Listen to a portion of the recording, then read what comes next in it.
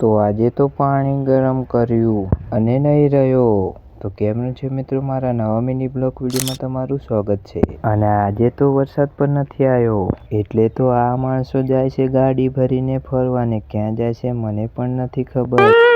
કાલે તો આપણે બદામ નાખી હતી અને અત્યારે ઉગી ગઈ છે બદામ. લાગે છે થોડા સમયમાં ઉગી જશે ઝાડ. અને અત્યારે તો નીકળ્યા હતા સુરત દાદાને, વરસાદનું કંઈ નામ નહોતું તો આપણે ગયા ઘરમાં અને લઈને આવી ગયા બેટ. અને વરસાદના લીધે રમી તો નથી શકતા, પણ અત્યારે પ્રેક્ટિસ કરે શિક્ષણની.